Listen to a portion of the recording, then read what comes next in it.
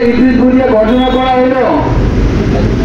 শয়তান খুব রাগি গেল, কিন্তু শয়তান বড় পণ্ডিত ছিলেন, খুব রাগি গেল। শয়তান বলল, আল্লাহ তোমার বান্দার জন্য যদি আমি ইদ্রিস হয়ে গেলাম, শয়তান হয়ে গেলাম, আমাকে কিয়ামত পর্যন্ত হায়াত দিয়ে দাও আল্লাহ। আল্লাহ বললো, ঠিক আছে, তোমাকে কিয়ামত পর্যন্ত হায়াত দিয়ে দিলাম। যে আল্লাহ তোমার বান্দার রগে রগে রক্তে রক্তে চলার আমাকে তৌফিক দাও, আমাকে ক্ষমতা দাও। শয়তান এই আবেদন যখন করলেন, আল্লাহ পাক সেটাও দিয়ে দিলেন। রগে রগে আমাদের রগে রগে রক্তে রক্তে শয়তান চলতে পারে। এরপরে বললো যে আমার সামনে শয়তান, আপনার বান্দা যদি ভালো কাজে যায়, আমি তার সামনের জন্য বসে থাকতে পারি, তাকে ওয়াসওয়াসা দিতে পারি, আল্লাহ ক্ষমতা দাও। আল্লাহ সেটা বললো, ঠিক আছে, আমি সেটা ক্ষমতা দিলাম। আমাকে দেখিয়া ভয় করিয়া যদি বান্দার পিছনে ফেলে, আমি একই সঙ্গে তোমার বান্দার পিছনের জন্য থাকতে পারি। আল্লাহ বললো, ঠিক আছে, আমি তো দিয়ে দিলাম, সেটাও ক্ষমতা তোমার দিয়ে দিলাম। যে বান্দা যদি ডাইনে যায়, আমি ডাইনে থাকবো, যদি বামে যায়, আমি বামে থাকবো। আল্লাহ রাব্বুল আলামিন শয়তানকে সব ক্ষমতা দিয়ে দিয়েছেন।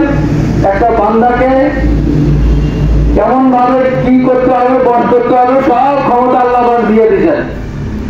এখন ফেরেশতারা সাল্লাল্লাহু বলেন, কথা শেষ।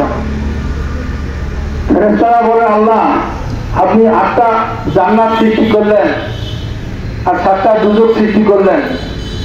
এখন যদি শয়তানক সব ক্ষমতা দিয়ে দিলেন, তাহলে তো শয়তান সবগুলোকে জান্নাতে নিয়ে যাবে। আপনার তো জান্নাত ফাঁকা থাকবে, আপনার জান্নাত ফাঁকা থাকবে, এই জান্নাতে কে যাবে? আল্লাহ পাক বলল, শুনলেন ভালো করিয়া, শয়তান আমার ডাইনে চাইছে, বামে চাইছে, পিছনে চাইছে, সামনে চাইছে, দুইটা দিক চাই নাই, আসমানটা চাই নাই আর জমিনটা চাই নাই। আসমান চাই নাই আর জমিন চাই নাই। আমার বান্দা শয়তানের প্রেমে পড়িয়া সারাদিন গোনা করবে, ভুল করবে, অন্যায় করবে, কিন্তু নামাজের যখন ওয়াক্ত হবে, তখন আমার বান্দা দৌড়িয়া সে উঁচু করিয়া এই নিচের দিকটা যে শয়তান চায় নাই, এই নিচের দিকে আমাকে চেষ্টা করবে। আমার কুদরতি পা তখন আমি আগে দিব, আমার পায়ের মধ্যে চেষ্টা করবে। বড় একটা লোকের যদি পা ধরে কেউ, যত অপরাধী হোক না কেন, গোনাগার হোক না কেন, ভুল করুক না কেন, লোকটাকে মাফ না দিয়ে পারে না, যদি পা ধরে, আল্লাহ বলে বান্দা আমার কুদরতি পা ধরে পড়বে। এই দিকটা নিচের দিক, এই দিকটা শয়তান চায় নাই, এটা আমি স্পেশাল আমি আল্লাহ রাখছি। আর একটা উপরের দিক, এই চেষ্টা করার পরে যখন আমার বান্দা উপরে উপরে হাত তুলে আমার কাছে মাফ করবে, আমার বান্দার জিন্দিগির গোনা সবাই আমি মাফ করে দেবো। সুবহানাল্লাহ ওয়া বিহামদিহি। এখান থেকে আমাদের শিক্ষা, পবিত্র রমজান মাস, এই যে মহারাজ ওটা বললো যে হুজুর পাক সাল্লাল্লাহু আলাইহি ওয়াসাল্লাম ওই সিঁড়ি দিয়ে ওঠে আর হঠাৎ বললো আমিন, আবার এক টাকে উঠলো বললো আমিন, আরেকবার উঠলো বললো আমিন। সাহাবায়ে কেরামরা বললেন, রাসূলুল্লাহ আপনি 3বার আমিন বললেন, কি কারণ? হুজুর বললেন যে পবিত্র রমজান মাস পেয়ে যে গুনাহ মাফ নিতে না পারলো, সে ধ্বংস হয়ে যায়। পবিত্র রমজান মাস পেল, অথচ সে তার জীবনের গুনাহগুলো মাফ করে দিতে পারলো না, সে ধ্বংস হয়ে যায়। আমি বললাম আমিন। আর যে বান্দা দ্বিতীয় মাথা পেল, অথচ সে জান্নাত কামাই করতে পারলো না, সে ধ্বংস হয়ে যাক। আমি বললাম আমিন। আর একবার আমি বললাম যে আমার নাম শুনিয়া সে দরুদ পাঠ করলো না, সে ধ্বংস হয়ে যাক। আমি বললাম আমিন।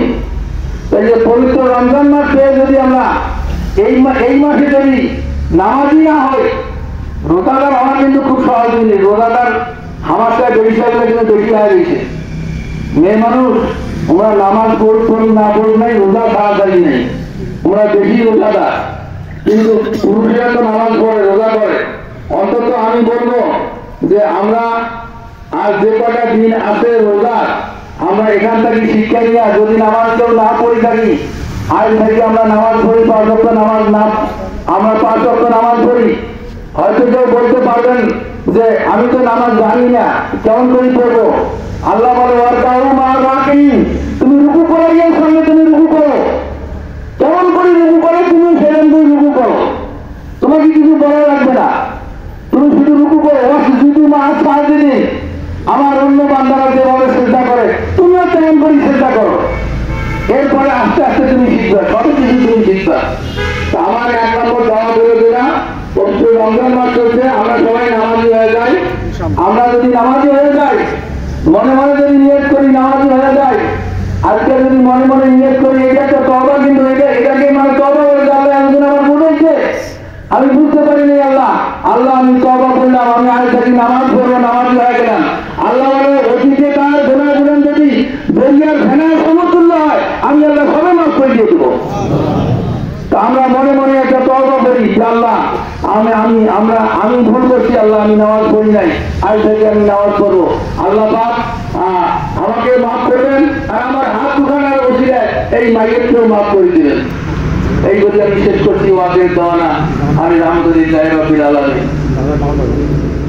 আমি আলম তার বিদায় তার মাগফিরাত কামনা করতেছি এবং তার জানাজা আপনি সব মানে হয়তো নিয়ে অনেকের জানা নাই, আমি তার বিদায় দিচ্ছি। আল্লাহ হাফেজ। আমিন।